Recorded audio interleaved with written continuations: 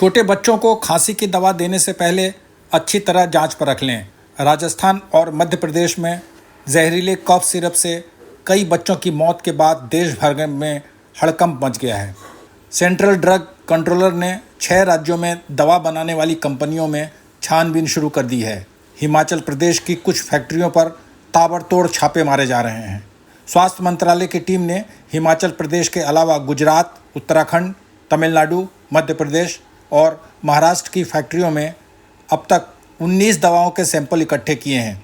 ये छानबीन की जा रही है कि दवा निर्माण प्रक्रिया में कोई लापरवाही तो नहीं बरती गई है। अब तक की जांच में कोल्ड्रिफ्ट कफ सिरप में गड़बड़ी पाई गई है, जिसके बाद तमिलनाडु सरकार ने इस दवा की बिक्री पर रोक लगा दी है और बाजार से स्टॉक हटाने का आदेश दिया है। राजस्थान में केसन्स फार्मा पर भी कार्रवाई करते हुए राज्य सरकार ने उसकी दवाओं की बिक्री पर रोक लगा दी है और राज्य के ड्रग कंट्रोलर को सस्पेंड कर दिया गया है। इसलिए बिना किसी सर्टिफाइड डॉक्टर की सलाह के बच्चों को कफ सिरप न दें। अभी और कई फार्मा कंपनियों की दवाओं में गड़बड़ी की आशंका जताई जा रही है, तो सावधान रहें।